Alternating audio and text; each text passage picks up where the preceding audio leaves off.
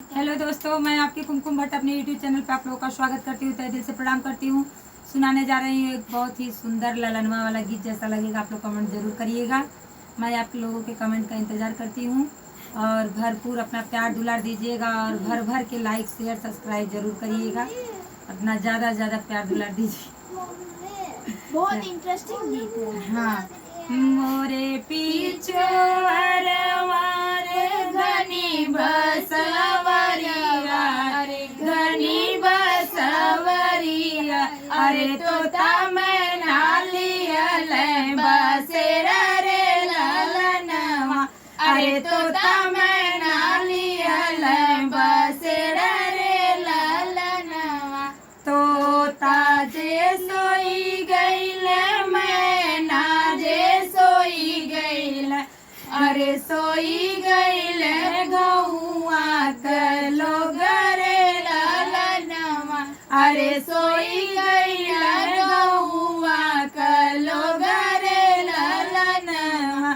एक नाही सोवल बेटी के पापा, अरे बेटी के पापा, जे करे दहेजवा के सोच रे ललनवा, अरे जे करे दहेजवा के सोच रे ललनवा। मोरे पीछू अरवा रे घनी बसवरिया, अरे घनी बसवरिया, अरे तोता मैं नाली हल बसेड़ा रे ललनवा, अरे तोता मैं नाली हल बसेड़ा रे ललनवा। सोई गईल तोता सोई गईल मैना, अरे सोई गईल गौआ के लोग रे ललनवा, अरे सोई गईल गौआ के लोग रे ललनवा। एक नाही सोवल बेटी के चाचा, अरे बेटी के चाचा, अरे जे करे दहेजवा के सोच रे ललनवा, अरे जे करे दहेजवा के सोच रे ललनवा।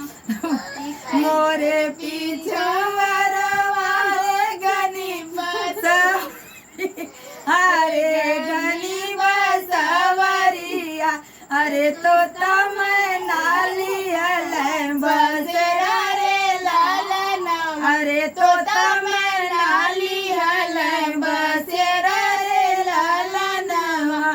तोता जे सोई गईल मैना जे सोई गईल, अरे सोई गईल गौआ के लोग रे ललनवा, अरे सोई गईल गौआ के लोग रे ललनवा। एक नाही सोवल बहिनी का भैया, अरे बहिनी का भैया, अरे जे करे दहेजवा के सोच रे ललनवा, अरे जे करे दहेजवा के सोच रे ललनवा।